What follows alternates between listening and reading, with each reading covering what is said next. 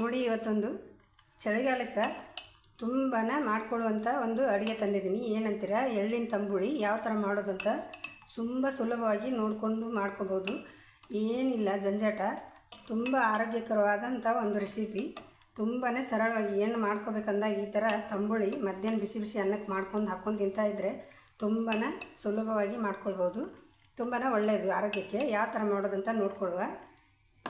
ಇನ್ನಷ್ಟು ಎಳ್ಳು ತೊಗೊಂಡಿದ್ದೀನಿ, ಕ್ಲೀನ್ ಮಾಡಿ ತೊಳೆದ್ಬಿಟ್ಟು ತೊಗೊಂಡಿದ್ದೀನಿ. ಈಗ ಇದನ್ನು ಬಿಸಿ ಮಾಡ್ಕೊಳ್ಬೇಕು, ಹುರ್ಕೊಳ್ಬೇಕು. ನೋಡಿ, ಈಗ ಗ್ಯಾಸ್ ಆನ್ ಮಾಡಿಬಿಟ್ಟು ಪಾತ್ರೆ ಇಟ್ಟು ಹುರಿತಾ ಇದ್ದೀನಿ. ಸ್ವಲ್ಪ ಹುರ್ಕೊಂಡ್ರೆ ಸಾಕು, ಜಾಸ್ತಿ ಹೊತ್ತು ಹುರಿಲಿಕ್ಕಂತಿಲ್ಲ. ಸ್ವಲ್ಪ ಚಟಪಟ ಅಂತ ಸೌಂಡ್ ಬರ್ತೈತಿ, ಅಲ್ಲಿವರೆಗೆ ಹುರ್ಕೊಂಡ್ರೆ ಸಾಕಾಗ್ತದೆ. ನೋಡಿ, ಇಷ್ಟು ಇನ್ನೊಂದು ಚೂರು ಹುರ್ಕೊಂಡ್ರೆ ಸಾಕು. ಚಟಪಟ ಅಂತ ಸೌಂಡ್ ಬರ್ತೈತೆ ನೋಡಿ. ಅದು ಜಾಸ್ತಿ ಹುರ್ಕೊಂಡ್ಬಿಟ್ರೆ ಮತ್ತೆ ಸೀದೋಗಿರೋ ಸ್ಮೆಲ್ ಆಗ್ತದೆ. ಇಷ್ಟಾದರೆ ಸಾಕು. ಈ ಗ್ಯಾಸನ್ನು ಆಫ್ ಮಾಡ್ಕೊಂಡ್ಬಿಡಿ. ನೋಡಿ, ಈಗ ಹುರಿದಿರೋಂಥ ಎಳ್ಳು ತಟ್ಟೆ ಹಾಕಿ ಸೈಡಿಗೆ ಇಡ್ತಾಯಿದ್ದೀನಿ ಆರಲಿಕ್ಕೆ. ಇದೇ ಪಾತ್ರೆಗೆ ಸ್ವಲ್ಪ 1 ಟೀ ಸ್ಪೂನಷ್ಟು ಎಣ್ಣೆ ಹಾಕಿದ್ದೀನಿ. ಒಂದು 2 ಹಸಿಮೆಣಸು ಹಾಕಿ ಹುರ್ಕೊಂಡು ತಗೊಳ್ಬೇಕಾಗುತ್ತೆ. ಸ್ವಲ್ಪ ಎಣ್ಣೆಯಲ್ಲಿ ಹುರ್ಕೊಂಡ್ರೆ ಸಾಕಾಗ್ತದೆ.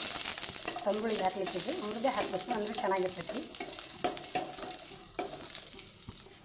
ನೋಡಿರಿ, ಇಷ್ಟು ಹುರಿದ್ರೆ ಸಾಕು. ಈಗ ಇದನ್ನ ಕಡೆಗೆ ತೆಗೆದು ಅದೇ ಪ್ಲೇಟಿಗೆ ಹಾಕೋತಾ ಇದ್ದೀನಿ. ಎಳ್ಳು ಹಾಕಿದ್ನಲ್ಲ ಅದೇ ಪ್ಲೇಟಿಗೆ. ಸ್ವಲ್ಪ ಆರಲಿದೆ ಅದು. ನೋಡಿರಿ, ಈಗ ತಣ್ಣಗಾಗಿದೆ ಅದು. ತಣ್ಣಗಾಗುವಾಗ ಸ್ವಲ್ಪ ತೆಂಗಿನ ತುರಿ ಹಾಕ್ಕೊಳ್ತಾ ಇದ್ದೀನಿ. ಅದಕ್ಕೆ ಹಸಿ ಕಾಯಿ ತುರಿ, ಒಂದು 2 ಇಂಚಷ್ಟು ಶುಂಠಿ ಹಾಕ್ಕೊಳ್ತಾ ಇದ್ದೀನಿ. ತುಂಬ ಚೆನ್ನಾಗಾಗುತ್ತೆ ತಂಬುಳಿ, ಹೇಳೋದೇ ಬೇಡ. ಈ ಚಳಿಗಾಲಕ್ಕೆ ಮಾಡಿ ತಿಂತಾಯಿದ್ರೆ ಒಳ್ಳೆಯದು, ಆರೋಗ್ಯ ಕೂಡ. ನೋಡಿರಿ, ರುಚಿಗೆ ತಕ್ಕಷ್ಟು ಉಪ್ಪು ಹಾಕ್ಕೊಳ್ತಾ ಇದ್ದೀನಿ. ಸ್ವಲ್ಪ ಜೀರಿಗೆ ಹಾಕ್ಕೊಳ್ತಾ ಇದ್ದೀನಿ, ಒಂದು ಅರ್ಧ ಟೀ ಸ್ಪೂನಷ್ಟು. ಜೀರಿಗೆ ಹಾಕೋದ್ರಿಂದ ಚೆನ್ನಾಗಿರುತ್ತೆ ಘಮ. ನೋಡಿರಿ, ಹಾಗೆಯೇ ಸ್ವಲ್ಪ ಕೊತ್ತಂಬರಿ ಹಾಕ್ಕೊಳ್ತಾ ಇದ್ದೀನಿ.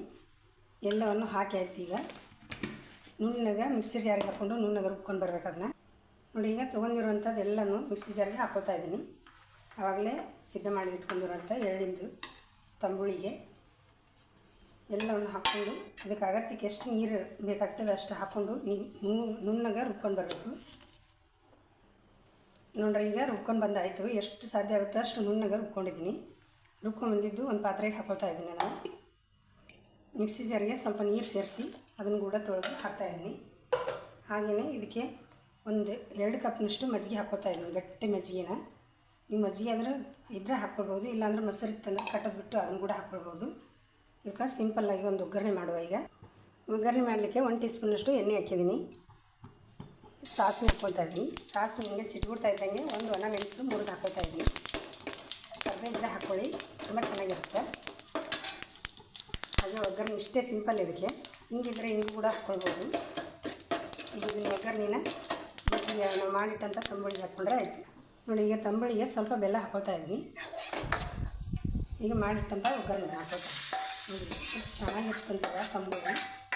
ಈ ಬಿಸಿ ಬಿಸಿಯಾಗಿ ಮಾಡ್ಕೊಂಡು ಅನ್ನಕ್ಕೆ ಹಾಕ್ಕೊಂಡು ತಿಂತಾಯಿದ್ರೆ ಏನು ರುಚಿ ಅಂತೀರಾ. ಒಂದು ಸಲ ಮಾಡಿದರೆ ಮತ್ತೆ ಮತ್ತೆ ಮಾಡ್ತಾನೆ ಇರ್ತೀರಿ. ನೋಡಿ, ಈ ಥರ ಬಂದಿದೆ ತಂಬುಳಿ, ಎಷ್ಟು ಚೆನ್ನಾಗಿ ಬಂದಿದೆ. ಇದು ಎಳ್ಳಿನ ತಂಬುಳಿ ಅಂತ ಯಾರಿಗೂ ಗೊತ್ತೇ ಆಗೋದಿಲ್ಲ, ಅಷ್ಟು ಚೆನ್ನಾಗಿರ್ತೈತಿ. ಈ ಚಳಿಗಾಲಕ್ಕೆ ಮಾಡಿ ತಿಂತಾಯಿದ್ರೆ ಒಳ್ಳೆಯದು, ಆರೋಗ್ಯಕ್ಕೆ ಎಳ್ಳು ಸೇರಿಸ್ತಾ ಇದ್ದರೆ. ಚಳಿಗಾಲದಲ್ಲಿ ಈ ಥರ ಮಾಡಿ ಊಟ ಮಾಡ್ತಾಯಿದ್ರೆ ನಮಗೆ ತುಂಬಾ ಒಳ್ಳೆಯದು. ನೀವು ಸಹ ಮಾಡಿ ಹೇಗೆ ಬಂತಂತ ತಿಳಿಸಿ.